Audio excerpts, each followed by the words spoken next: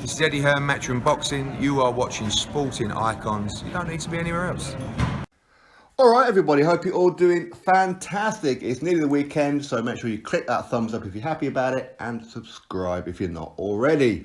Now, yesterday I was going to do this video, but I think maybe I did a video overload yesterday. I uploaded 6 videos, which is quite unusual for me, and I didn't want to just be adding to it, because obviously you guys have got better things to be doing, right? Now, the thing is, with this one, I haven't really seen anybody else talking about it from the perspective that it is that I'm looking at it. Now, I've kind of mentioned bits and bobs before about potential what could happen with the whole IBF situation with Anthony Joshua. And I ain't gonna lie, when I heard Eddie Hearn speaking to Sky Sports and other platforms yesterday, he kept saying the same thing, which is that don't be surprised if Anthony Joshua ends up vacating the IBF World Title if he can't get the fight with Kubrat Pulev in London. Now, first of all, I understand, of course, Joshua in the whole of 2019 was away. He was being what a world champion does. Okay, he went to New York, then of course he went to Saudi Arabia. He's called world champion for a reason, okay? He's not British champion, he's world champion. Now, that's fantastic. So now it's time to have a homecoming. At least one fight this year, surely, right? Now, when it comes to the IBF, there's a potential that he may have to vacate it if he doesn't agree to a deal with Kubrat Pulev, or he may have to vacate the WBO. We've covered that situation, and for those of you who are not clued up about it, those videos will pop up at the end of this one, so sit tight.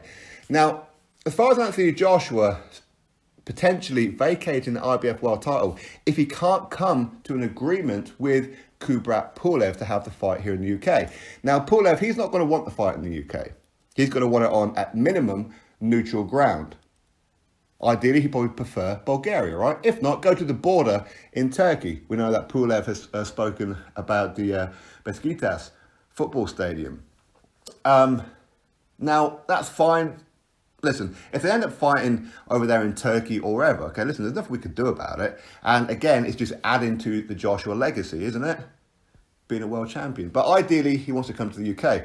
So, Pulev, he's going to want the fight away from Joshua's favoured ground, if you like. Because there's talk about potentially Tottenham Hotspur or not necessarily Wembley, but just the different parts of the UK, whether it be Cardiff or wherever it may be, maybe even Twickenham, who knows. But I think that is music to the ears of Kubrat Pulev and Bob Arum. So when Eddie Hearn pretty much shows his hand and says that if we can't agree to a deal, then Joshua's probably going to vacate the IBF World Title, that is a very, very, very stupid thing for Eddie Hearn to publicly say. He's showing his hand, is what he's doing. Now, again, it's just my opinion, and Eddie Hearn, listen, he's a very, very smart guy. I'm sure that there's certain things that's going on that we're not privy to. But of course there is, where he's confident in saying what he's going to say because he's confident that the fight's going to happen, right? But the thing is, with Kubrat Pulev and Anthony Joshua, it's a mandatory situation. So it's not like Joshua can offer Pulev a deal and Pulev can go, yeah, okay, no problem. Because it's IBF, Pulev will get 25% of the purse, no matter where it is. And of course, Pulev, he's going to want the most amount of money. And that's fine, there's nothing wrong with that. And as Eddie Hearn's saying, maybe there's more money to be made outside of the UK. Again, that's fine. But to say that if we can't get it in London, there's a good chance Joshua could vacate it, well, guess what's going to happen? Pulev and Bob Arum are going to make sure that they don't come to an agreement. Are they not? If Eddie Hearn is serious about Joshua vacating, because that's exactly what it is that they want. Pulev don't want to fight Joshua. He never did. And that's my point.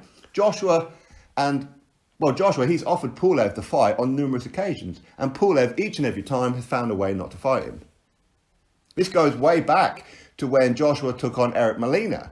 He was actually trying to get the Pulev fight. Because again, at the time, Pulev was the IBF mandatory. But it hadn't been called yet. So Pulev, he didn't have to take the fight at that point. But he was offered the fight. But Pulev didn't want to do that. He wanted to go fight for the European heavyweight title instead, which is bizarre for me. And that showed me that Pulev is not confident of defeating Anthony Joshua. Don't get me wrong. I think because Joshua's now taken a loss, he's probably a bit more confident than what he ordinarily is. But I think that he's not confident beating Joshua. When eventually the fight was actually ordered by the IBF, Pulev was making all kinds of excuses about it. Well, my team haven't told me that I'm going to be fighting Joshua next. I'm totally unaware of it. I've only got like 10 weeks left of camp. I need 12 to 16 weeks. And there's always excuses. They had the press conference, all this kind of thing. A couple of weeks before the fight, he pulls out with injury. Is it a legitimate injury? Is it not? That's entirely up to you guys, whether or not you believe that it is. But he pulls out of the fight. And that came as no surprise because he was whittling about the fact he had to fight Joshua. So the last thing in the world that Kubrat Pulev wants is to fight Joshua. Because Joshua's going to be a clear favourite in that fight. Even though Pulev could legitimately beat Anthony Joshua. Pulev is an outstanding fighter. Always has been. He's been ranked a consistent top 10 for many, many years. But there's something in the heart of Pulev that says, I don't really fancy my chances against Joshua. And I think a lot of it came from the fact when he got beaten up quite badly, let's be honest, by Vladimir Klitschko. And he doesn't want to go through that again, which is why he takes low par opposition. So to say that Anthony Joshua will vacate the IBF World Title, what do you think Pulev and Bob Arum's going to do? Well, they're going to try and make sure if Joshua is going to vacate the belt. Because Pulev would much rather go fight somebody else and win that world title. He'd much rather that. It's not about money for Pulev. Pulev is a very, very rich man. In Bulgaria, he's like the David Beckham. He's like the Anthony Joshua in Bulgaria. He ain't short of money. He don't need the money. Don't get me wrong. The payday that Joshua is offering is going to make him very happy. But when it comes down to it, give me a world title or money, he's going to want the world title. It's what he's always wanted. And he wants the easiest route to it. Again, he's shown this. Just look at his CV. So if Joshua was to vacate and then Pulev was to go get that IBF world title vacated against whoever, maybe a Kaunaki or whatever it may be, maybe a Kabiel, then what do you think is going to happen? Do you really think that Joshua is going to get that belt back? Do you think that Pulev is going to give a voluntary unification fight against Anthony Joshua at some point? Hell no. It ain't going to happen. That belt will be frozen out over on Top Rank side.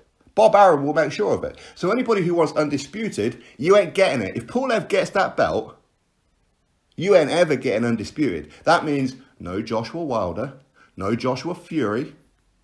It ain't going to happen because Wilder and Fury, especially Wilder, the only way that he may well be interested in a Joshua fight, because quite clearly it ain't money, I mean the dude turned down $100 million for crying out loud, is for undisputed. He's not going to fight Joshua if it's not for undisputed, is he? Pulev isn't going to go fight Wilder. Pulev isn't going to go fight Tyson Fury. So that belt will be held up to ransom. You think what Wilder's done with his belt is bad. You wait and see what happens if Kubrat Pulev gets that belt. You wait and see. And Bob Arum will make sure of it. Bob Arum don't care about undisputed. Bob Arum don't care about what the fans want.